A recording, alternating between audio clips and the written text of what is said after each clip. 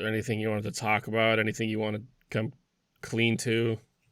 You want to confess your sins? You want to tell us what the deal is? Yeah, I do. I just think it's time. I think the world judges this still, but I think it's time for us to let it go because this happens to a lot of people. Here we go. I'm just going to be honest. I like licking the toes of hedgehogs. And I'm not ashamed of it. So I know that I talk about doing yes and a lot. And I think that no but is kind of a yes and sometimes. And I'd like to apply that here where that isn't a thing and nobody does that. Gamage, when do you ever yes and anything that I say? Well, I don't know. Be better with the yes ands. It's really hard to get better with yes ands if you don't fucking play off of them. That's how I'm improv gonna be works. honest, You improve as you go. I will be honest. I am a little spiteful towards you. We know this. Because I love to yes and everything, but like I am a little spiteful because I'll do something and then you will sometimes flounder because it's off script, and then I'm like, so this is why we don't do this. Also, you don't love to yes and everything. There are lots of things that you look at people and you go, fuck you, you're dumb. Well, that's because I'm with you, and you bring out the worst in me, genuinely. But no, there's a lot of people that, like, I don't know, I could bounce off well, and those are the people that I should probably do a podcast with, huh? I know. You know, back in the days when we worked at Staples together, I think this would have been, like, peak podcast time for us. And instead we were like, let's wait 5 years. Let's not talk on a regular basis, wait 5 years, and then see if the magic's still there. Guess what? It's let's not. Talk about it. You and that lover that you left 5 years ago, guess what? The magic isn't there. Just like this podcast. The magic isn't there. It's all in your head. It's a fucking lie. Yeah, let's sprinkle in every now and then, like, we should do a podcast. Yeah, we should. What should we do it about? I don't know. Let's I'll send you some ideas and we'll bounce off of that. And then eventually be like, fuck it. Let's do all of it. Yeah. That's funny, right? It's kind of like when your marriage is struggling and you're like, we'd have kids. Or when you're like, maybe we're going to break up. Instead, let's propose. That fixes everything. All right, is there any other preamble that was, like, super worth it? No. Dungeon Crawler Carl's good. The fucking 5th book ended in a gut-wrenching turn of events that I knew was coming, but it doesn't mean it hurts less. It doesn't mean it hurts less. It's so good. Oh my god. Matt Dinniman's fantastic. Also, why the fuck did you judge me for buying the last 2 books? I genuinely didn't. You did. You texted me and you're like, why the fuck would you go out of order? Rachel, I want to correct you. You felt judged by me, but I was not judging you. Okay, to be fair, my apologies. I took your judgmental tone and internalized it judgmentally. I carefully placed words to invoke a conversation with you because it's hard to do that any other time. Like, sometimes I'll ask you a question and then I won't get a response for like a week. So I throw a lot of things at the wall and just see what works, and criticizing you has that effect. So you know how one of my best traits is that when you start talking, I just stop listening? That happened just now because I was too busy imagining you drawing like an alchemist circle on the ground to invoke like a... Basically summoning me like a demon is what the... See, this is the problem. This is the problem. Conversation with you made me think of. We both need to take more time for ourselves and practice, I don't know. Just anything. Personal internalizing time? Things, being bored. I've actually been like, every now and then at work, I'll like just shut off my phone and just spend an hour in silence. Oh, I just love to kind of re-bore myself, you know? Like, I think being bored is a very important part of the human brain, and we just kind of piss on it all the time with content. Oh, yeah. So here we are creating content for you, for you to piss douse. all over your brain. Ever heard of a golden shower? That's what this is. For your mind palace. Yes, this podcast is a golden shower. For your mind palace, specifically. If you tried to shower with this in a real shower, or at an orgy, I don't know if it would work well. I don't really know how you'd do that. But fucking go off. I don't know. Send pics. Actually, don't. I But take that fucking back. Don't send me pictures. I don't want them. Did you do your vocal exercises? You're clearing your throat a lot, sir. I am clearing my throat. I did vocal exercises. No, the problem is that fucking Brittany and I just had like roast beef sandwich, so like it's very salty, very mayo-y heavy, and just like a lot of just cheese on bullshit that bitch? in my throat now. Of course, yeah, melted cheddar cheese. Yeah, that was like one It's of a the roast beef cardinal sandwich. sins. Like, what do you want? It's one of the cardinal So recording sins is having cheese because it makes your throat mucusy. Well, I was like, I don't know why it took Brittany an extra half hour to do it, but because I was thinking like, yeah, we'll just get like a quick luncheon like an hour before, and then I don't know. I didn't need my cheese melted that much too. Yes, it is a very fatty meat. It's very salty, so like it just like fucking nests a bunch of semen spider eggs in my throat. It's okay. I literally had a semen spider egg sandwich before this also, so. Maybe that'll balance it out. Yeah, we'll both sound like shit. Me more so than you, obviously, because I'm the bane of your existence, but yeah. Look, it was your idea. Fuck you, Gamage. That sandwich was your idea. Well, yeah, you were like, should we eat something? I'm like, I don't know, a sandwich. Because a sandwich is like infamously like a 5-minute process. Like, bam, bam, bam, bam, there's a sandwich. And like, you got out the broiler, and I'm like, here we go. I don't need it melted. But was it good though? Because like a broiled sandwich is always superior. It was one of the best fucking sandwiches I've had. It was delicious. I was like, everybody was like, Compliment like it had your salami wife. on there, and it got all melted and crispy. Yes, Brittany was one of the best sandwiches ever. There you go. It was worth the time that I spent, and it's worth the shitty audio that I am now giving to. Fuck you! I don't need your shit. You know what? You're not gonna. I'm not making you dinner. That's what. She already made you dinner. What? No, she made lunch because late Brittany, lunch? you see, doesn't go to bed until like 5 p.m. I know, but you eat on a fasting schedule, so I would have assumed you had lunch around lunchtime. But I guess you don't start eating usually. You don't eat your like carrots and shit until you get picked up anyway. Yeah, it's like 3:34, so I didn't. So that was like this was like my lunch. What happened at 10 a.m.? What do you mean it was 10 a.m.? Oh, she's saying that's when she went to bed. Fact checker's it. like, it was 10 a.m. She was correcting me. She went to bed at 10 a.m. You see, that's the. I apologize for wildly exaggerating her schedule. Yeah, you've really fucking misrepresented her, you piece of shit. You goddamn liar. But no, I've got pulled pork in the crock pot right now going. Damn, and she's not going to have any of it. Baller. That'll serve you. Do you fast when you're on your off days from work? Yeah. Okay. Sometimes I'll be like, man, I'll do 1:30 to 9:30 instead today. Fuck it, I'm feeling a little squirrely. Feel a little zesty, a little saucy. And if we're like visiting out of town or something, or if we're like in a big city that has like a better nightlife / morning life, then I'll be like, I'm not fasting at all today. Like, yeah, no, that's valid. You got to get that good breakfast in there. But yeah, it's normally like 3:30 to 9:30. Not in the podcast. Cut this out, future Gamage. Redacted. And it's a secret until tomorrow, but I know. Why are we cutting it out? I'm not airing this tonight. No, well, I don't want to talk about my work on this podcast. Oh, is that what you were like? I'm in an important meeting, and I'm like, fucking discussing what? When to ship out eggnog instead of apple cider for lunches, you dumb bitch? Yes, exactly. You should deciding what color to make skis? Shut up. You should keep that part in and just bleep everything that I said. Let's keep the mystery alive. I think that's way funnier. I actually think it's really funny when oh my God. And That's Why We Drink does that, where they won't like cut conversations really. They'll just bleep out important parts and then have the commentary still. So you're like, what is this?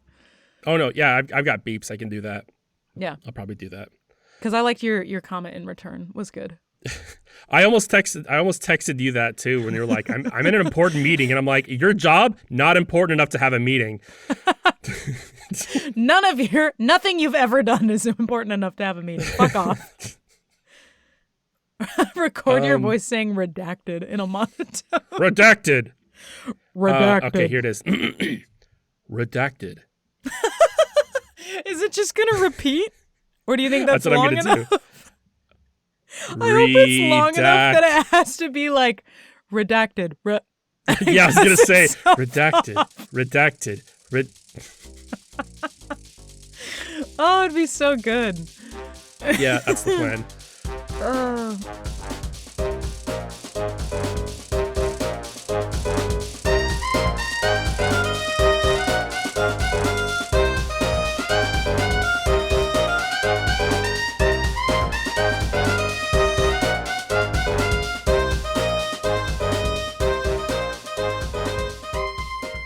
Welcome to We Have That Podcast at Home, the only podcast that'll invite you to evening tea, but we won't serve sugar 'cause it's bad for you, dearie.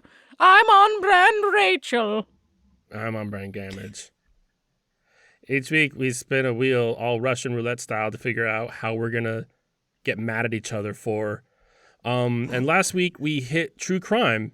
And What does that mean, Rachel? Basically it means hodgepodge, but in the true crime genre, because we didn't discuss it at all. So we just both kind of fucking went for it. Last week you discussed, you kind of mentioned like, how about music? And I'm like, nah. And then you never talked to me again I know, for a week. I honestly, at one point, I looked at the next episode and was like, I know we talked about something, but I don't even know what it was. And I was like, Gamage didn't put anything here, so I'm just going to do something. I genuinely had a bingo card waiting for you to be like, well, I'm going to do music. And I'm like, bingo, haha. No, we're not. I said no. Lies, bitch. No, I completely forgot. So put your bingo card away. Save it for another day. Aw, darn. Okay. I kind of like true crime hodgepodge too, where like we just kind of bring out different little things. Who the fuck knows if I have enough material to cover whatever quantity of time we're covering with this? Because I have several things, but you never know. Sometimes they go fast.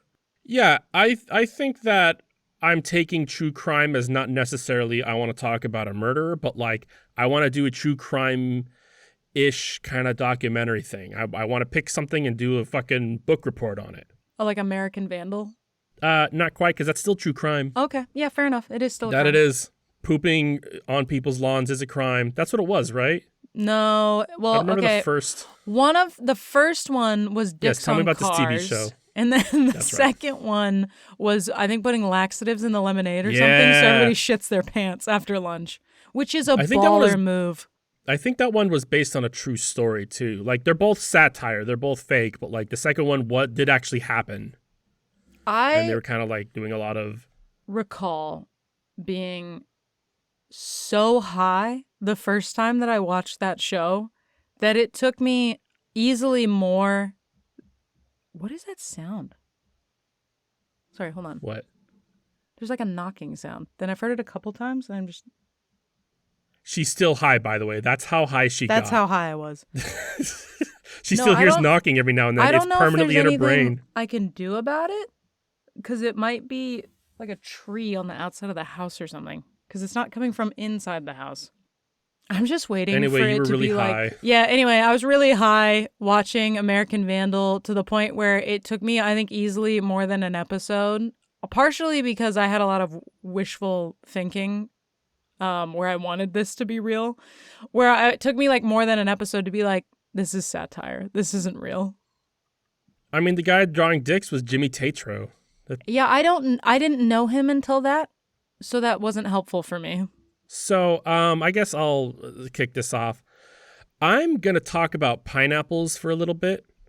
Is there a crime? This, I'm going like book report. I know. Style. I just wanted you to be like, and then on pizza is a crime to humanity. And that's what we're talking about today. No, I'm going to talk about pineapples for a little bit, and this isn't going to go where you think it's going to go. I promise. Should we rename True Crime Autism Hour?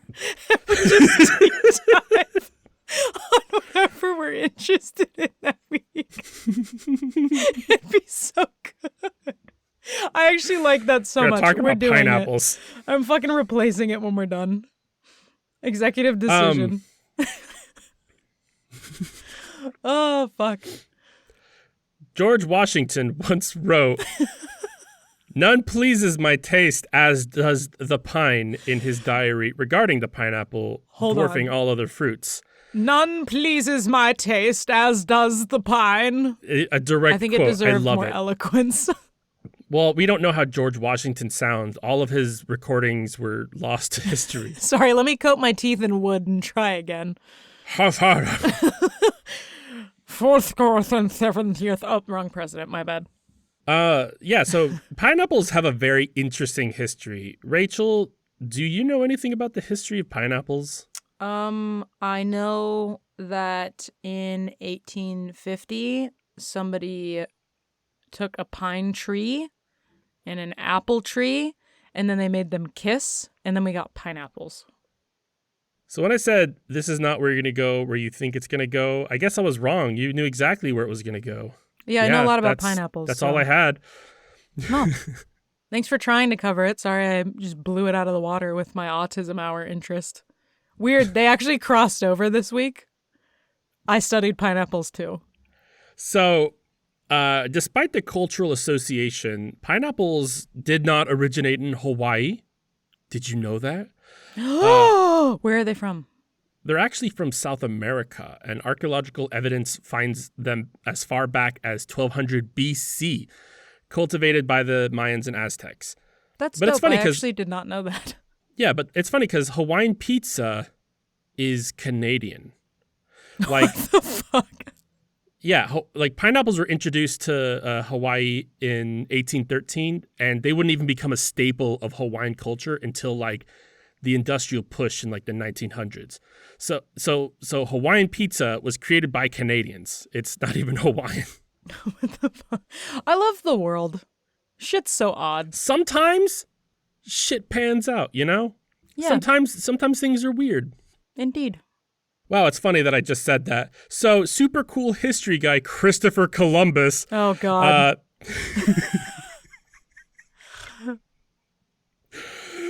Great time of year to talk about him. He is most revered at this time.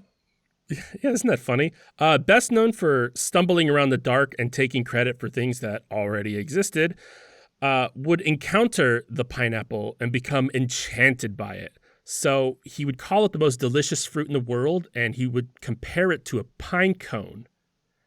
And because of that, it became named Pina de Indies, which means pine of the Indians, and then later become just pineapple because it's like a pine cone, but an apple. What?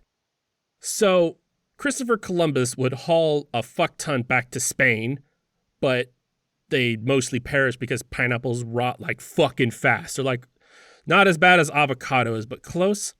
But like one survived is what the story is. And he gave it to a king, and the king was like, what? And that's a direct quote also. What? I'm having trouble seeing anything apple like in a pineapple. Well, it's a sweet fruit. No, what's interesting is that how pineapples grow is that like they are like little segments. Like the segments grow out of the center, and like that's what makes it. Like a pineapple is like a whole essence of a fruit. That is a fruit. But pineapples are like many individual segments of fruit that kind of like intertwine together. And like the fibers from pineapples were used by like the indigenous too to like make ropes and shit. That's my history report. I loved it. I'm not done. So Europe Thank God. I was like, there's more. I know it. That's why I stayed paused. I was like, the second I say something, he's gonna be like, dumb bitch. Shut the fuck up. I'm going. Harlot be gone. Okay, hold on. I really need to figure out this fucking banging sound because otherwise you're going to murder me in my sleep. Give me a moment. I will anyway. I don't know. I know, but I need less reasons for you to do it. So give me a moment to go listen to what the fuck is going on. Okay. I don't understand.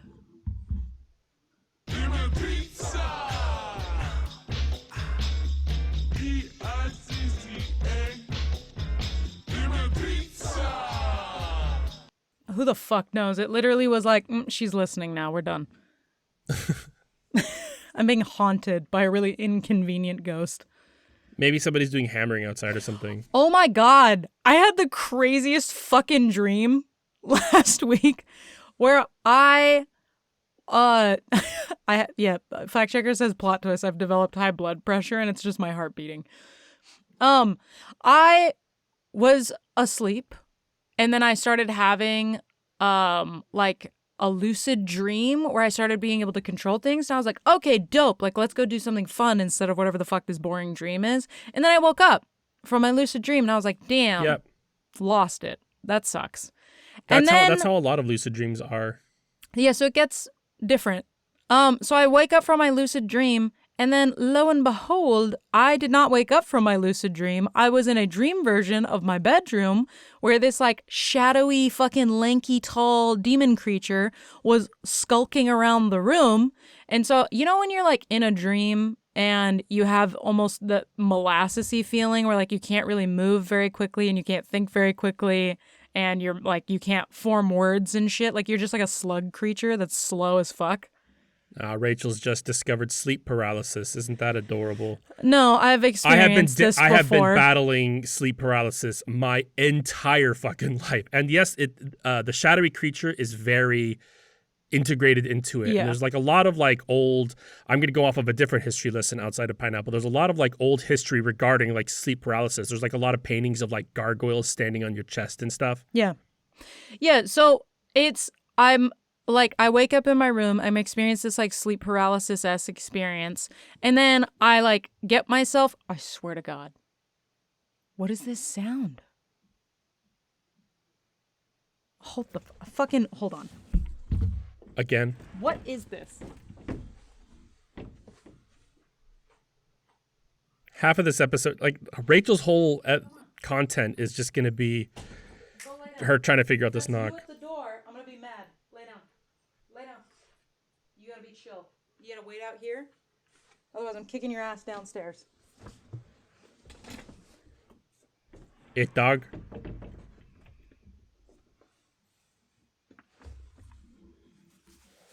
I think it was Bodhi at the door. I don't know. We'll fucking see. So I wake up to this sleep paralysis situation, and then I wake up again, and I'm in the same fucking dream.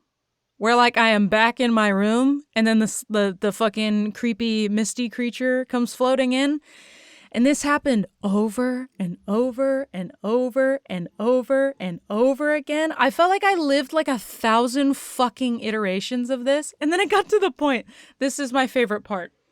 So it gets to the point where I've experienced this so many times that the sluggishness like isn't as prevalent anymore. Like I'm like battling through and consciously can move around now. So now I'm waking up in my room over and over and over again. And now I'm waking up and I'm like getting up and waving at the creature and like walking out of my room.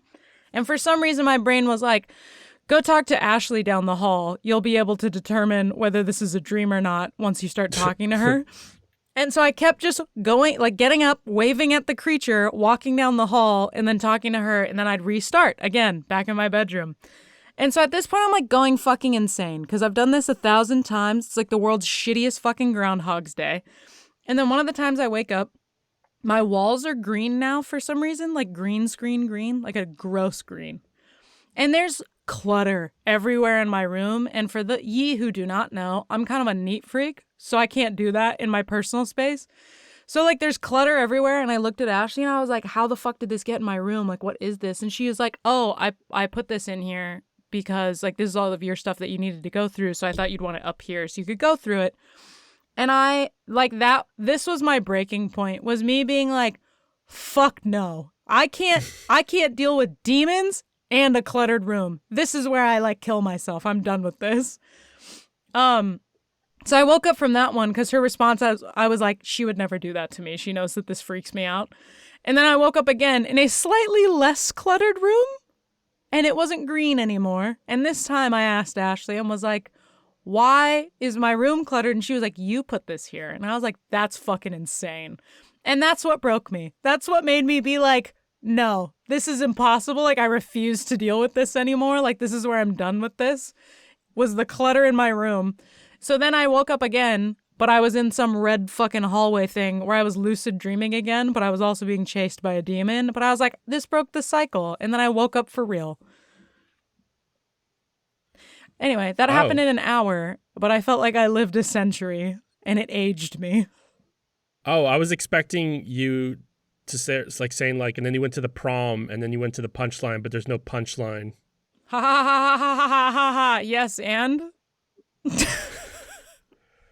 Anyway, tell me more about pineapples. I don't even remember how we got on this tangent. But... I said something about hammers, and you were like, fucking what? This dream and this demons. And I don't know. You said something that made me remember waking up repeatedly to a fucking misty ghost. Is it something about a really shitty Groundhog Day? Because that's kind of how it was for me listening to that. Well, it was really shitty for me to live, so I'm glad it was just as crappy for you experiencing it. So Europe became fucking obsessed with pineapples because it was pretty much impossible to grow outside of like the super warm climates. And therefore made it exotic. It was also really impossible to like ship a bunch over because they just rot super fast. It became a symbol of wealth and luxury that only the royalty had access to. The real gold. Pineapple. Yeah, it also had a lot of health benefits because pineapple dope like that. But 9 times out of 10, it just ended up as a decoration, like rented out for evenings and stuff. Rented out? Could you imagine? We got this pineapple for a week. Whoever gets it day one is getting the best one. Name your highest price. No, genuinely, people would rent out pineapples for parties. Do you think it was like by the hour or by the party? I think by the day. Like, nobles would rent pineapples just to carry around like a chihuahua. Like their prize child. Yes, exactly. That would happen. There's like famous paintings and stuff too. You think they needed pineapple insurance? Insurance didn't exist then, fact checker. That's a funny jape though. I appreciate your fervor. More fervor, please. Yes, pineapples went on as like to be a symbol that was used in like architecture and art. Like there's art with kings holding pineapples and shit. And like a lot of cathedrals had like pineapples atop them. And I noticed, because I didn't notice this until I started studying this, is that the pineapples were without the crown bit. So it's just like, looks like a weird artichoke. And I've seen that shit. Like I've walked by places in town even that had like pineapple designs outside of them. And I was just like, is this supposed to be like a fucking beer hops or a bud? But no, they're pineapples. Pineapple design. Yeah, it's just like pineapple. Instead of gargoyles, people like had like pineapples that looked like weird scaled Fabergé eggs outside of their house. That doesn't surprise me. I feel like pineapples have really come back into their own in recent modern culture where they are everywhere. You are right. And that is because eventually we figured out how greenhouses worked and how to make hot greenhouses for pineapples. They became commonplace and we industrialized the fuck out of them in Hawaii. But yes, the pineapple shifted out from opulence and into hospitality because now the poors could get a hold of one and offer it to honored guests. And this is why you see pineapple logos like in hotels and cruise ships, because it's like seen as like the international symbol of hospitality now. And now it's the international symbol for beach and fun. Or swinging. Rachel ever determined to use this platform to spread the news that she's open for business and also a freak. I apologize. I want to make clear that there's nothing wrong with being part of the lifestyle. The issue is that Rachel's a bad person and should feel bad. No, you know what? You're going to message me when you fucking edit this. You're going to be like, you know what? You are a bad person and you should feel bad because the knocking is crazy. It's driving me up a wall. Yeah, I don't know what the fuck it is. I don't know what's going on. Like at this point, I gotta just let it go. Like I can hear when it's happening, but I'm just, yeah. Anyway. Thank you, fact checker. Yes, paintings with pineapples. Pineapple paintings? I love the really delicately placed pineapple in the middle of the table. But yes, you see pineapples logos in like hotels and cruise ships. They're seen as hospitality, which is, yes, an upside down pineapple. Yeah. Is this guy proposing to the Quaker Oats man with the pineapple? No, he's actually like a king. It looks like the Quaker Oat guy with a pineapple. Sorry. Anyway. I chose joy. You clearly didn't. Anyway, moving on. Well, no, it's not that you chose joy and I didn't. It's that you chose joy immediately while I was pouring my heart out into something that I'm passionate about and was therefore stonewalled and blueballed. And now I feel bad about it. And now you're making me feel like I'm the asshole. That's my greatest skill. Like Houdini with blame. That's not a skill. That's what bad people. Like, that's if just you do gaslighting. Fuck you. If you do something and it's an inherently bad thing that is bad for other people, that's not a skill. If you're good at killing, that's not a skill. That just means you're an awful person, and that's a sin. You're a curse. You're a blight on me. I love being a curse. You're a rotted avocado that I forgot and somehow ended up in my dish drawer. What? Jesus. How are you organizing your fucking kitchen? I don't know. The avocado ended up in there. It's in my dish drawer. Well, you put it in there, so. Which is right beneath my silverware cabinet. Anyway, yes, pineapples are hospitality. And yes, an upside down pineapple is hospitality taken to the furthest end of what hospitality can be. Because nothing's more hospitable than fuck my wife. And the origins of this meaning are also kind of blurry. Like some say it was because they would put a pineapple upside down in your shopping cart to let the whole world know that you're open for business, or that some house parties will get their pineapple and put it upside down as kind of like a nudge, nudge, wink, wink. But it's 2025 and swinging is all planned out months in advance through apps or social media. The secret handshakes are a relic of the past. No more secret handshakes or like pineapple upside down on my hotel door. Haha, give it the 3 knocks. That's all. And you know what? If you're missing that lifestyle, come try our brand new Swinger Speakeasy, where we still do the handshakes. And we still do the subtle wink, wink, nudge, nudge. You still know there's going to be an orgy at the end, but we do the pomp and circumstance beforehand because we know that's part of the fun. Come on down to Pineapple Swings. Yeah, we're all about marketing, and we're good at marketing. We're just bad at everything else, which is why when you come, it's just a hole in a bathroom. It's just a glory hole. The old glory hole. There is a pineapple painted around the glory hole, though. Yeah. Pineapple Swings. Coming to an Applebee's near you. An Applebee's? Yeah. But that's where we agreed they would be, Gamage. You signed the document. It is impossible to walk into an Applebee's and have fun. Well, that's why they wanted to do this with us. They saw a need. We're filling a need. It's the whole point of Pineapple Swings. There's no need in an Applebee's. Poppycock. Yes, what? The Applebee's just drip with desperation. What do you mean there's no need in an Applebee's? Well, I'm saying that when we walk into an Applebee's, we have no need. No, you have no want. It's different. I mean, I could have a want. I walk into an Applebee's and I want to leave. Well, now you'll walk into an Applebee's and you'll want to proceed to the restroom where the entrance to Pineapple Swings is. Ah, yes, I'm in this Applebee's and I must nut. Nut has to take place now. That's why you go to Applebee's. To nut in the bathroom. Why the fuck else would anybody go? Yeah, I can microwave my own food, thanks. Maybe $1 margaritas. Maybe. No, not even then. Because I've tried them and I'm like, I don't know how this tastes like fucking rubbing alcohol cleaner and I'm still sober. What's happening? What's happening? Gross. Maybe it's just rubbing alcohol cleaner. Yeah, I'm blind now and I'm sober. I'm sober and blind. I'm extremely clear of mind, but I cannot see. So, Jean-Baptiste Dutertre, I don't know French, but this person is believed to have been the original person to declare the pineapple the king of fruits because it had all of these other super properties about it, and it's like rare and exotic and golden, and it also has a crown. Yeah. It's that bit on the top. John Parkinson wrote that the forbidden fruit of temptation in the Garden of Eden was actually a pineapple. But the quote-unquote actual forbidden fruits of Eden is already a big fucking laundry list.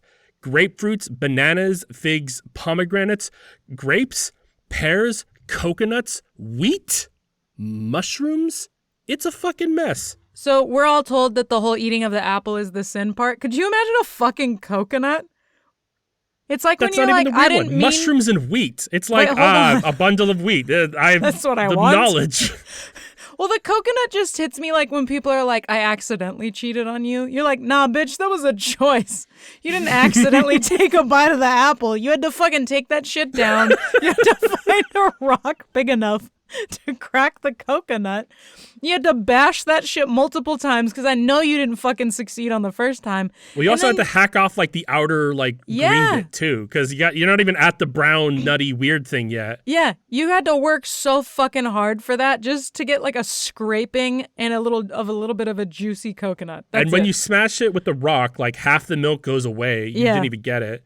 Yeah, because you didn't even know it was there, so you weren't planning for it. But yeah, also wheat and mushrooms. It's fucking weird. The obvious answer for the forbidden fruit is the classic apple. But that's even believed to be a mistranslation between two pronunciations of the Latin word malum, one version of it meaning evil and the other meaning apple, which just stirs up questions as to like what it was. Because it is seen as like, the forbidden fruit of knowledge is like supposed to be the knowledge of good and evil. So like it's kind of hard to tell was it an actual fruit or was it just a concept? It was just a metaphorical fruit hanging on a tree. Exactly. And we took it very literally. But we collectively, as a people, have associated the apple with being the forbidden fruit. You would agree. Yeah. The apple representing knowledge of good and evil. Yeah. Kazuhito Kosaka is a Japanese comedian-singer best known as Pikotaro, a rather gaudy and flamboyantly dressed man who would earn his place in the upper echelons of internet history on August 25th, 2016.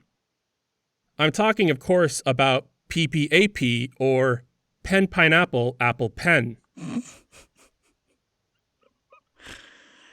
I was wondering when this was going to come up. This song is very simple.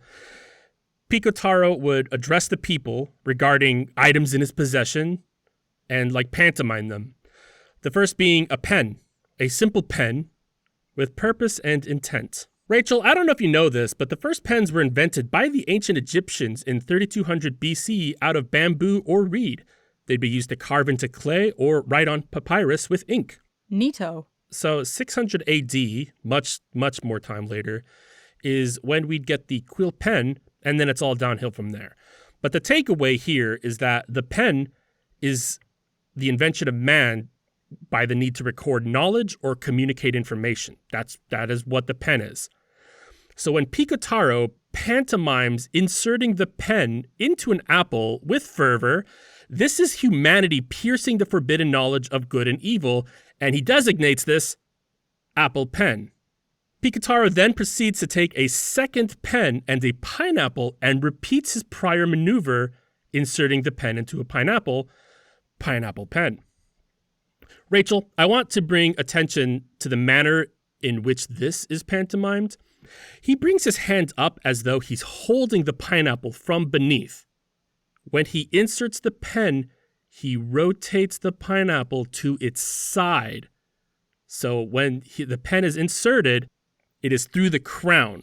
This is symbolism for the toppling of monarchy or the beginning of a revolution through the manner of we the people.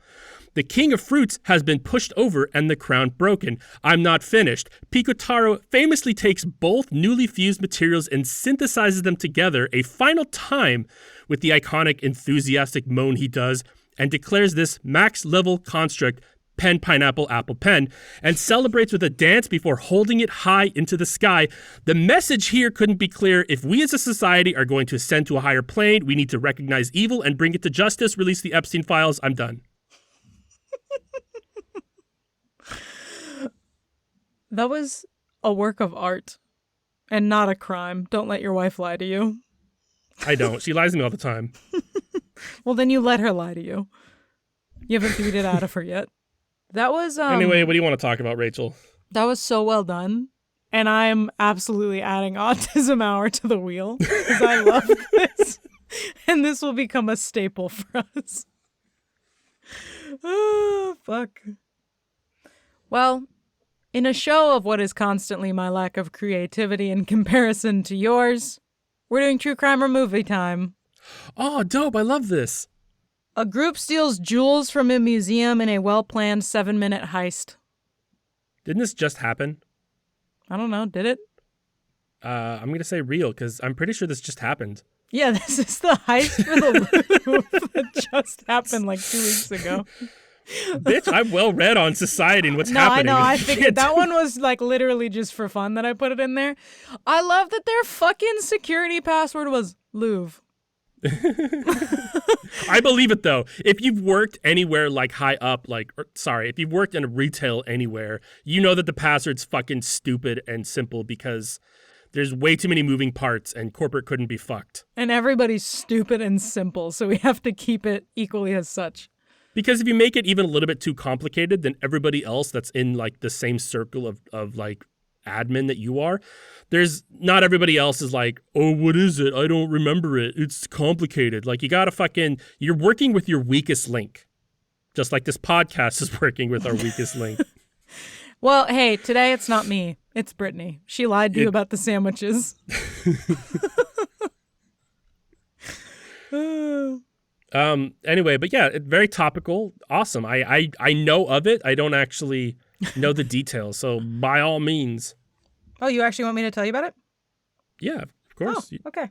Is that not what you, or did you just look at the headline and be like, I'm gonna make a joke and then you're like, that's all I want. Leave it out like a turd in the cold. Yeah, that's all.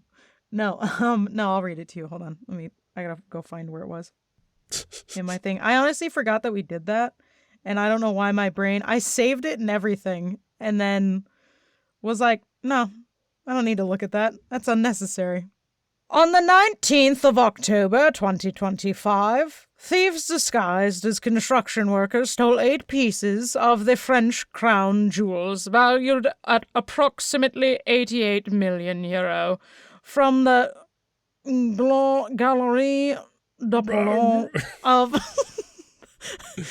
the Louvre in Paris, France.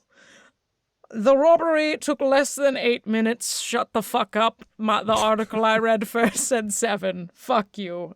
Less than 10. It seems safe. Of which the thieves spent 4 in the museum itself. That's actually fucking crazy. They were only in there for 4 minutes. And it occurred during regular opening hours. It was the first art theft from the Louvre since the painting... Oh my god, I actually said this in my head earlier, correct? And now that I'm doing this voice, I'm not going to be able to do it. Well, yeah. Le Chemin de Sèvres. That's not at all what that is. That's was better stolen than my in 1998. The theft, in detail. The robbers entered the museum through the Balcon de Charles IX, using a furniture lift similar... Oh, using a furniture lift? Yes, that's it. Those are the words that it says there. Yeah, basically, they took a furniture truck because fucking Europe's tiny, so people have to elevate their furniture and take it in through their windows and shit. They used a furniture truck to raise up to the window, and then they, cut into the window and then stole the fucking crown.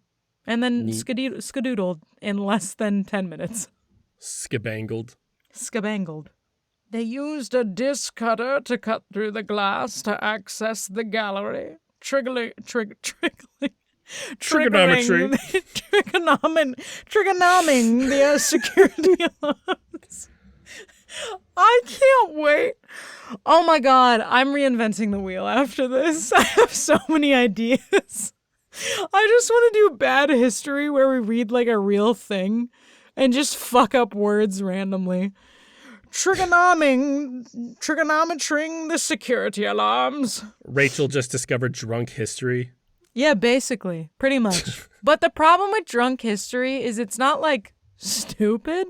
It's still history. It's just told in slurs. It is well done, too. Insults. No, it is really well done. That's the problem. I'm still learning, and I want to feel like I'm not learning anymore. Yeah, anyway, they took the crown the crown of Empress Eugenie and hauled ass. I don't think they've been found yet. But I think almost everything that's been stolen from the Louvre has never been found, so... Except for the Mona Lisa, that came back. A group of people pull off a heist. It ends in many double crossings. The crime, once it was taken to... Oh my god, what's the word? Court? Ended in 4 fatalities, a divorce, someone in jail, and 2 people seriously injured.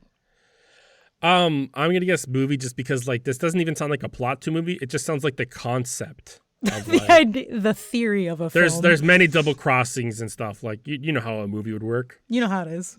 All right, what movie? Can you say it again? After the double crossing part, they went to court and there was multiple murders at the courthouse. The sum total of this heist like group was 4 fatalities, 1 divorce, 1 in jail, and 2 seriously injured. Ocean's 11? Is that your final answer? I mean, I can't think of anything more concrete. So, I mean, yeah. Wait. A fish. Never mind. I mean, you said a fish named Wanda. Yeah. I wasn't going to be able to reel that like, back in. Yeah. No, there's no, I can't just be like, that could have been anything. A fish? There's one fucking option. The Avengers Oh, sorry, you go. Yeah, no, you guess. Guess what I was gonna say. I didn't say the whole title. All right. Yeah, no, that's a fish called Wanda. The 4 fatalities are the old woman that they kill, the 3 dogs that they kill. The divorce is the married couple that then finds out that there's an affair happening, so they're gonna get a divorce. There's the guy that goes to jail for the heist. And then the 2 people seriously injured are the dude that gets run over by the flattening machine. What am I thinking of? You know what I'm talking about? Steamroller? Yes, thank you. I haven't watched enough Bob the Builder this week. I forgot what that's called. Or Who Framed Roger Rabbit. Yeah, what really any old cartoon. Yeah, the steamroller and the guy flying off the side of the plane as it takes off. What a fucking pool. I haven't seen that movie in like 10 years. Yeah, right? I was like, this is out there enough. Genuinely surprised you've seen it. I haven't. I just Googled it. I didn't know I could do that. Man, I'm going to open this up so much more now. Oh, Jesus. Doctors and churches steal 300,000 babies. Doctors and churches steal 300 babies? 300,000 babies. I mean, sorry, I don't mean to be silent. It feels like a twist, like, ooh, it's actually the Matrix, ooh, like, or something like that. Because there's no way 300,000's a lot. Did we steal a bunch of Nazi babies when we... No. I'm going to guess a movie. Guess that title. God. 12 Monkeys. I have no idea. My brain is not on fire today. Well, you were never going to get it because this is a real thing that happened. God, I knew it was going to be some wild fucking thing like that. There's a stolen babies scandal that happened in Spain. Somewhere in like the 40s to 70s during the Franco dictatorship, I believe. And basically a secret network of doctors, nuns, and priests abducted approximately I don't know why this one underestimates it, 300,000 babies from their biological parents over the course of 5 decades.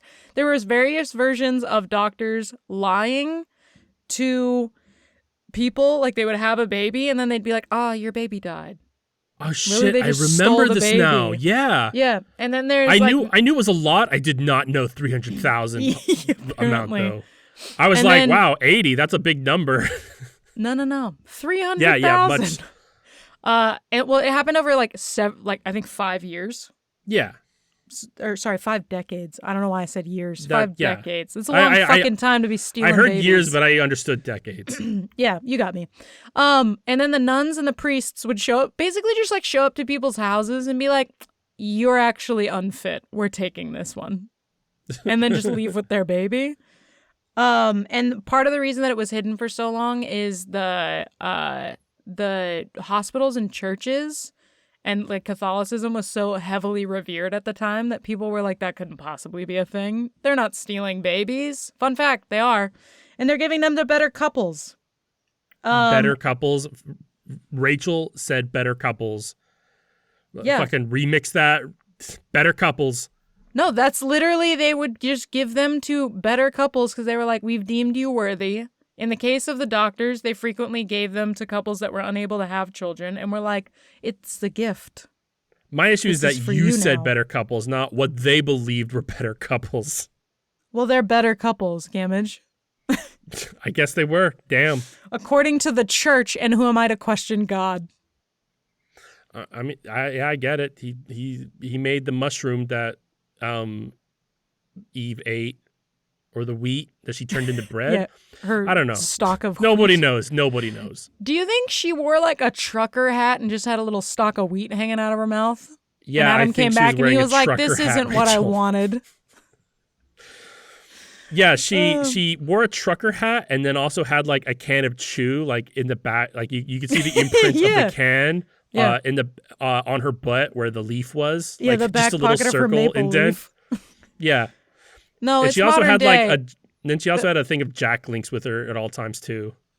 Is it like beef jerky? What are you talking about? Jack Links, yes, Jack Links are jerky. Okay. It's a brand of jerky, but it's like for truckers, and they've always got like jalapeno flavors, and they're like paired with cheese so that you could get like extra gassy. You get extra shitty. You want to know what's funny about like propaganda when we were younger? So you know how ice cream trucks had those fake cigarettes where you could like puff out the little dust that was on the gum, and it would look Rachel, like you're take note of that, please. like you're smoking. You seen fact checker or me? Oh no, sorry, Brittany. Can you take note of that, please? Cigarettes, fake ice cream cigarettes. Go on, cigarettes. When I was a kid, I used to go to the liquor store down the street from my house to go pick up ice cream in summertime, and there was a shredded beef jerky that was kept in like tobacco chew shaped tins. Oh, and I was like, Rachel. wow, this is so hardcore trying to indoctrinate people into this. I am alarmingly aware of that, and it's funny you should bring this up. We'll talk about it. Yes, Brittany, topical. Why is it topical? You'll see. Okay, it is, like that's your next item or what? No. Let's just put a pin in this. We'll come back to it later. Okay, like at the end of the episode? No, like weeks from now. Okay. All right. You'll know when you see. Wait, did you guys see the video of somebody putting fake Zins in a baby store? What? And it says like baby's first Zin on it, and then watching somebody try to buy it. Like they're putting in like a fake product into a child store, and then watching parents be like, "Oh, okay." Yeah, there's a lot of people that do that, and that's wild. Like, I mean, clearly fucking insane. Because the product is fake and the person doing it is fake. Therefore, how fake is it? Like, are they friends with the family that's doing that? Because that's what I'm questioning. Because I believe that there are people out there who'd be like, "Oh, that's cute. Let's get that for the baby." And I'm sure that there's other people. 99% of the people are gonna be like, "What the fuck?" So there's no way that person wasn't in on the joke. Yeah, no. I figure this is like internet bullshit. It's like, they did a good job of building the product. And I'm like, you could have just taken a picture of this and I would have been sold. That's funny. Anyway, so the babies, 300,000 of them stolen, nuns, priests, doctors, all the people that, tell you to trust them on a regular basis, stealing your babies. And then that created a nice black market baby thievery experience when they started switching back to democracy after 1975. And I think well into the 90s, there was a baby thieving black market.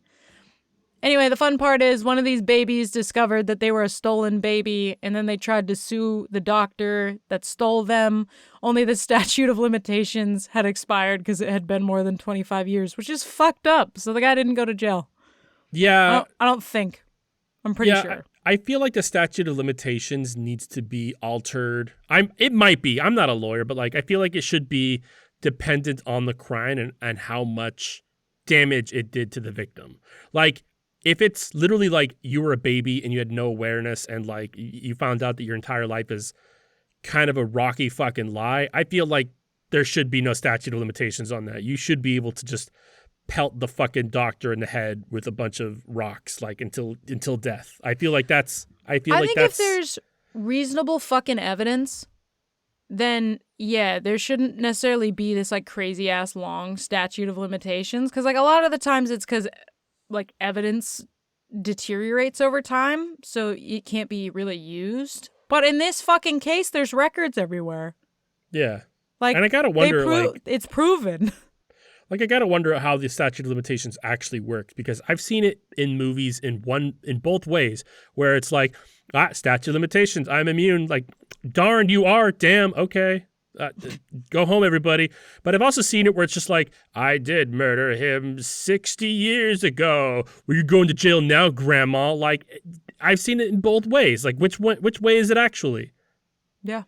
It's shitty. Yeah. Like, there's just nothing else to add. Like, it's just ass. Like, it's either wildly beneficial or wildly fucked, and there's like no fucking in between with it. I feel like statute of limitations isn't a real thing, and it's just made up for movies just to make the plot work. Just how you want just it to work. Thicken the plot. Like Thicken adding a little flour into your soup base. Erected the plot. The what? The prot? Erected the plot. Okay.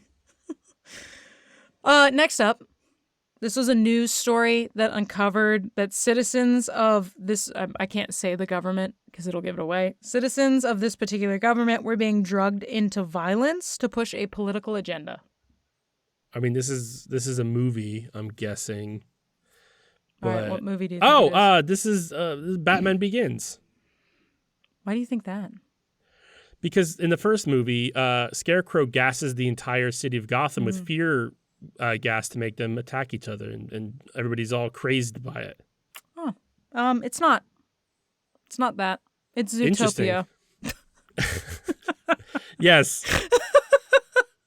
Were you like hoping it was going to be a real story? No, but that literally is the plot to Batman Begins. So like, I really like this thing where Zootopia is a ripoff of Batman Begins. Yeah.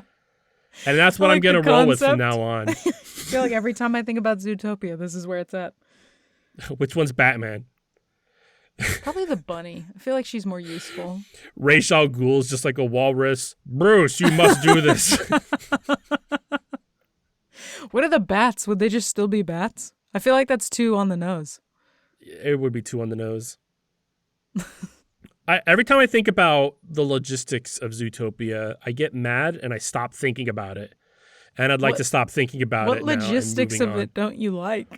Well, I don't know. Like, where does it end with the animals? You also, forever from now, cannot sit there and give me that shit of suspension of belief when I ask weird questions about movies. If you're going to be like, Zootopia, where does it end? No, I mean, like, look, I'm a big fan of suspension of disbelief, and I love it more when, like, there are rules in place. But Rachel, there's a big difference between, like, how do the laws of this world work and why his shoes blue. That's not what I'm saying. The shit I you talked throw about at me cars is like having a pope one time, and you were like, suspension of disbelief, Rachel. Okay, and now you're like, why does the Zootopia have zoo? No. Fuck Okay, you. So the Cars one was a joke. I was totally on your side with that, and I was just poking fun. We could have deep delved. Deep delved. Oh, I like that. Deep delved. No, we couldn't have, because it's fucking Cars. I'm not going to deep dive onto Zootopia. I said my anger, I'm at peace with it, and we're moving on. Okay. But no, I was really just like ragging on you for like the normal things that we do, like with movies, where like something is like a little out of the ordinary, and you'll fixate on that. I do it too with dumb shit. I'm aware, but hence why we're adding autism. I don't turn it into a 20-minute thing. Yeah, I guess that's reasonable. I don't care about this anymore, so we're moving on. If you couldn't tell by my tone. I didn't care about it to begin with. You can't do that to me. I'm going to give you an either or option. One of these is real, and one of these is fake. Okay. A group steals a prized sword of a king from a museum. A man steals a 400-year-old sword from a home. The 400-year-old sword from a home is the movie. What movie do you think that is? I have no idea. Well, loser. It's Crouching Tiger, Hidden Dragon. Oh, I never saw that. Neither did I, so... Oh my God. You can't do... I did not realize I could just do movies I've never seen before. Yes, Gamage, I don't watch fucking nearly as many films as you do. That's a good point. I would be trapped. Good Lord. No, the other one. How do you do it then? Do you like read the like Wikipedia and then you just condense it downward? Yes. That's interesting. Okay, cool. I'm going to do that with movies I've never seen too. A whole new world. I'm capable of just reading Wikipedia. We're going to get sued by Disney, but I can't sing, so we can tell them it was out of key. I would like the audience to know that what happened with that long beep was Rachel singing A Whole New World. I had to correct it. You should also redact it when you say it. Not because I'm afraid of Disney suing us, but because I wanted to spare you all of that. Yeah, don't come to karaoke night when I go. You'll leave deaf or wish you had arrived that way. That's probably funny. Both. So Sword of Charles X was stolen from the Louvre. This happened on my birthday, but in like 1986. Or 1976. I was close. Well, it wasn't your birthday then. Okay, I was birthed on the day the sword was stolen from the Louvre. You can't be like, this is Rachel's birthday, because it wasn't. You know what? Fucking fair. I was just born on a cool day. Fuck off. Anyway, three masked burglars broke into the Louvre Museum at dawn today and stole the priceless diamond-studded sword of King Charles X from a showcase. The burglars climbed a metal scaffolding set up by workers cleaning the facade of the former palace and smashed unbarred windows on the second floor. A museum spokesman said. That was a weird way to read that. Breaking a glass showcase, the thieves grabbed the sword of the French king, leaving behind his stirrups and saddle. The museum spokesman said the sword, made in 1824 by Frederick Bepps for Charles' coronation, had such historical importance that, quote, one cannot set any value on it, end quote, which this happened in France, so I don't know if he said that in English. The thieves could not sell such an object, the spokesman said. Omelette du fromage, he seemed to say. Exactly. But could move the diamonds for quick sale. The men croissant baguette. Oui. The men clubbed two guards and raced into the Apollo Hall where the crown of jewels of France were displayed. A third guard, alerted by the noise, called the police. An automatic alarm system prevented the burglars from staying to seek out other prizes, and they left the way that they entered. This item of this robbery has never been recovered. That's crazy, because like it wasn't even a heist. That was just a fucking robbery. They when barreled does it become in, a heist? I feel like a heist is a multi-layered plan. But this could have been multi-layer. They attacked guards. It's no longer a heist. That's just a robbery. Okay, so you're saying once you have to knock somebody out. Attacking. Yeah, you might be KOing somebody in a heist. Well, because I mean, like it's like in Assassin's Creed or Ghost of Tsushima when like you could approach it in a sneaky method or like a balls out fucking dueling method. Exactly. And I feel like a heist is supposed to be more of the sneaky method with like a plan. Like there could be attacking of the guards if it's a part of the double cross.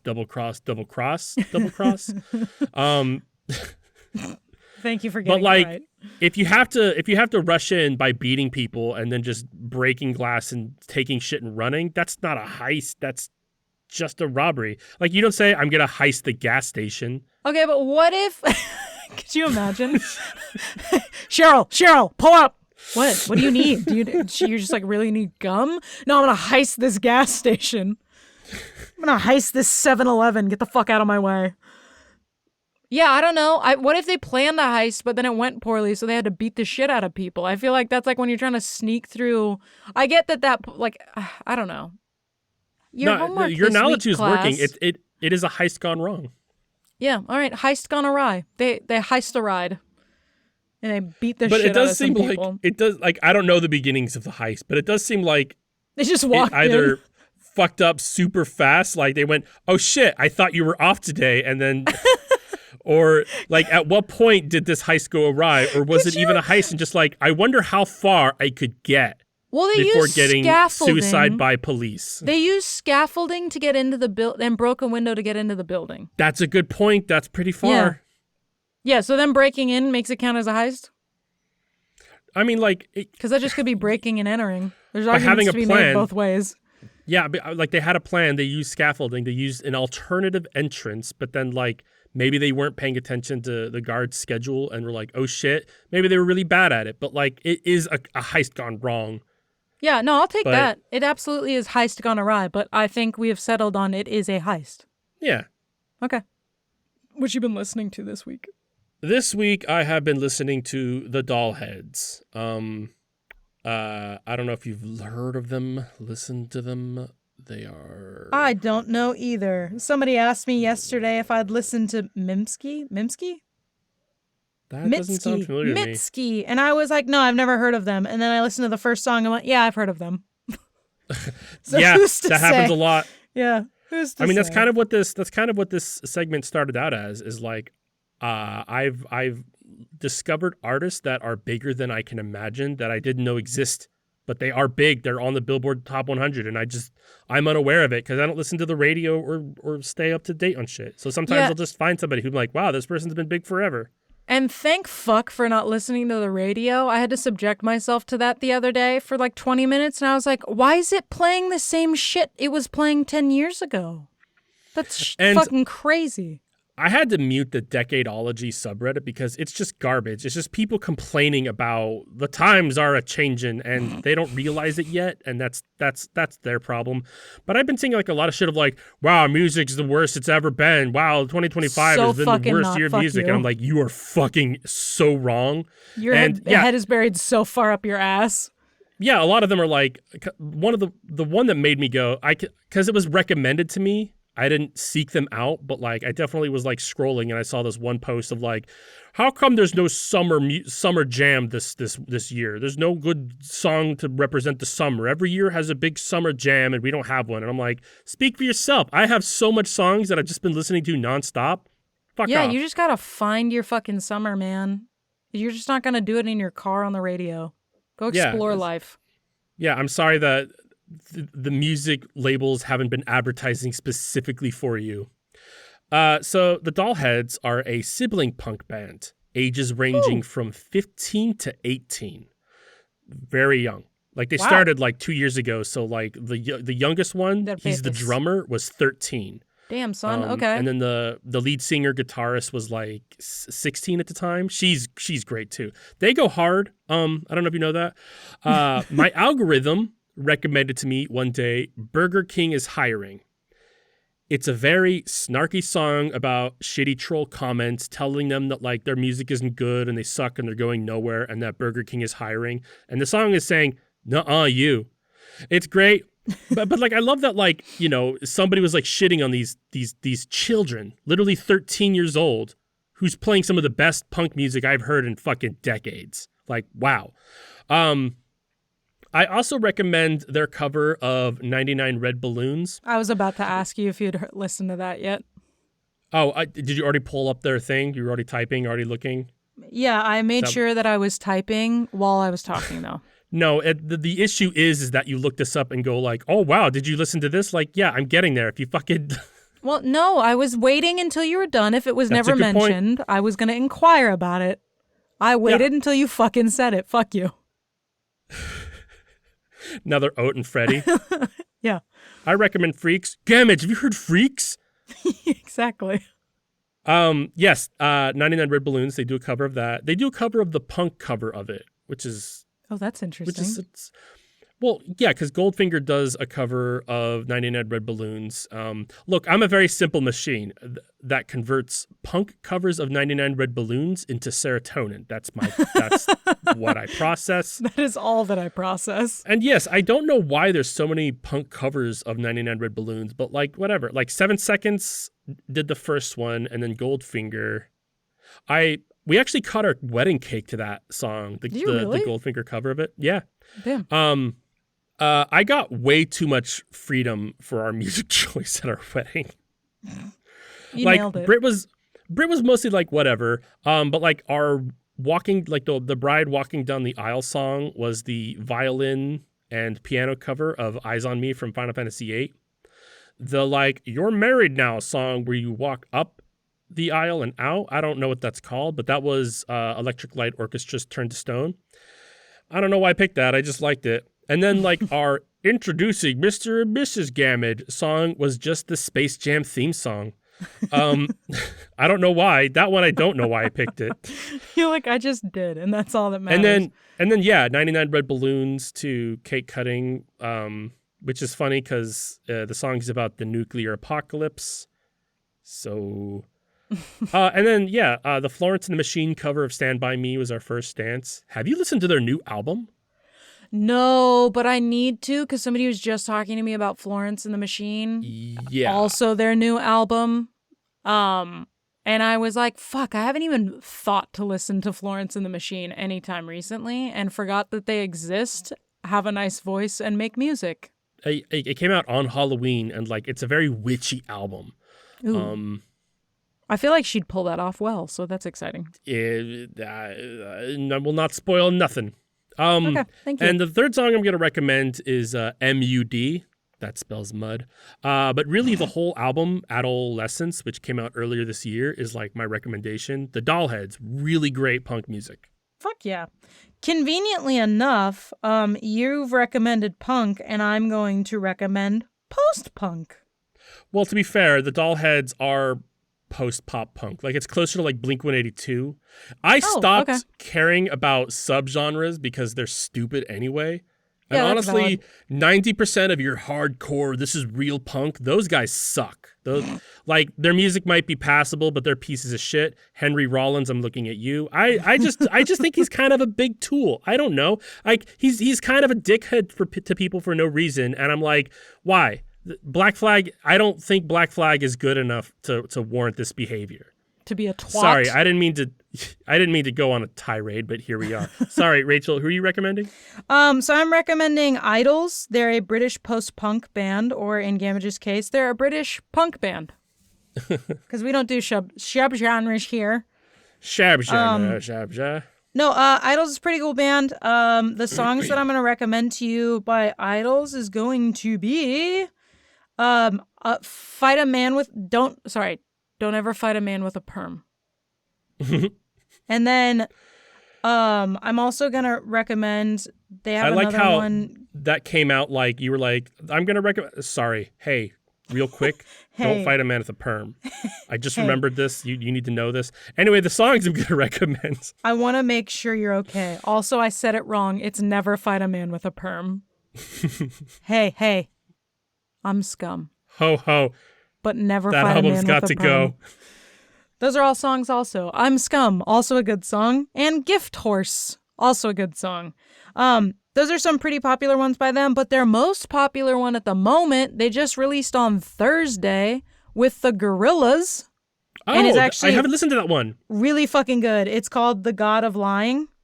And damn, like the Idols has a very specific sound, and they really venture away from that for the Gorillaz song, but holy crap, does that blend sound fucking phenomenal. I saw that one get dropped, and I was like, I'm about to listen to it, and then I got sidetracked because I've been listening to all of the newer ones. Like, the one before that was with the Sparks. Mm-hmm. Incredible song. Yeah, it's always nice to see Gorillaz pairing up with people. Yes, it is, because by golly, that shit's good. It's hilarious how that was almost on my radar. So close. So close. Better luck next time. That's okay. Listen to it. That shit, I like start... You know when you start a song and even just a couple seconds in, you're like, oh, fuck. Like, that's going to be good? That's how I felt about this one. It's called like Fissin' or something where it's like the goosebumps almost. It's called Fisting? Fissin'. I think Fissin. I could be wrong. It's something like that. What is... But like that's the name of the... That's the name of the phenomenon of like goosebumps of listening to like music. All right. But I did... Also, while we're talking about subgenres and leaving them behind, I actually did want to change how I was going to do my music of the year for this year. Oh, okay. Yeah, we should start talking about that. It is coming up, like as in you and I plan it, not necessarily now and on the air for what I'm talking about. A couple of them are going to be a surprise to nobody, but the existence of them led me to go, I don't like how I'm doing these genres. I don't like how I'm like, for my favorite metal / earth / punk / prog rock / it's too much, or like my favorite pop / electronic. Like already that's such a mouthful, and I'm a fucking nerd, and I like to Pokemonify, RPGify things. Okay. I'm going to break this down to like an Avatar, The Last Airbender elemental wheel is how I'm going to award my music of the year. Can you elaborate and perhaps provide examples of what you mean? So I think that something like country or folk or even soft rock, for me, that evokes a very wind kind of thing. It's calm. It's very traveling. It's very like open world. That evokes wind to me. And then like something like rock or metal is obviously earth. I don't need to explain to a geologist why that is. Are you? But when I Google it, when I'm like, hey, Google, what element means what music? They said rock and metal is fire, and that's stupid. That doesn't make sense. Because passion, that was their thing. Lyrics are fire, so hip hop fire. That makes more sense than the rock one. Are you gonna go like a top 3 in each element? I think I'm just gonna stick with like my earth pick for this year is X. Like, and this is why, and I'm gonna explain like, because maybe there's 2 hip hop artists that I love so much this year that I'm like, this one seems more water to me, this one seems more fire to me. Okay, but like I feel like genres are just such a messy thing already. Like, again, there have been several albums where I'm like, this is like my favorite album I've heard in a long time, but I can't really categorize this as like 1 or even 2 genres. It's so multidimensional, and every artist now is like, if you pick up an album, it's guaranteed that it's not going to be just funk. It's guaranteed that there's going to be funk, soul, hip hop, R&B. It's going to fucking branch out. So I don't like labeling things. I don't like distilling something down to a single label. No, I like fucking this. Like love this album concept. This album is means water to me. No, I love this concept, and I'm really fucking hyped for our end of the year. Like, water is universal. Water is universal and cool and calm, but it can also be electrifying. Save it for the end of the year. So you're giving away all of the. Well, I was saying that like water feels like pop music to me, because because pop is universal. It's popular. That's what it stands for. Okay. People who don't like pop music, you were just engineered weirdly, and that's fine. But like, pop music was designed to be liked by everybody. It just was. I like your reasoning for each category, and I disagree with them, so I'm kind of hyped for us to compare musical tunes of the year. Which one did you disagree with? I'm not going to get into it. I'm saving it for when we probably the wind one. I had the wind one. No, the wind one I kind of got. It was I think fire is where we started to defer, and then like water, I'm like kind of with you, kind of not. I'm like, I understand your perspective, but I think I have a different one. I like that, and I think that's actually going to work. I think so too. Much better than what's your favorite hip hop? Yeah, no, this will be way more fun, and then we'll have to explain why we think it fits that element too, which I think is also exciting. Anyway, this episode has gone on long enough. Yes, it has. I've been off-brand Gamage, and next week we're going to be talking about something, but first, hair products. Thank you for listening. If you liked what you heard, or you really want to find your nearest Applebee's, use Google Maps, and you'll find the pineapple hole, or whatever the fuck we called pineapple swings. That's what it was called. Anyway, if you like this or you just fucking hated us, please like and subscribe on whatever your most favorite is podcasting places. If you want us to talk about a thing, you can email us at whtpah@gmail.com. That's @gmail.com. You can follow us on Instagram at We Have That Podcast at Home, all one big long word spelled correctly, or WHTPAH on Blue Sky. That's on Blue Sky. And next week we will be tackling the illustrious, the fine, the beautiful art of slice of life, bitch. That's what we're doing next week. Suck my dick. I've been off-brand Rachel. And I've been off-brand Gamage, but real quick, Fact Checker did provide goosebumps from music as a common phenomenon called frisson, a French word meaning shiver. Do you know that there's some people that don't experience that, and there's like supposed to be a direct correlation to your like emotional intelligence. Dude, we're gonna make this episode go longer, but Brittany was just explaining to me how her boss has an eidetic memory, because he's like a lawyer and that's like very helpful and stuff. But then like I guess he was talking about how like he can't like sit down and draw something, like he's unable to like imagine it. And then I was like wondering, like, I wonder if he has aphantasia. And then I was like wondering, what's the overlap between having aphantasia and an eidetic memory? Yeah, that would be interesting. This is a cool thing that could branch off to something in a better podcast, but we're done now. I've been off Gamage was born to be a scientist, doomed to be a writer. This has been We Have That Podcast at Home. Good night. Or good day. I don't know what you're doing.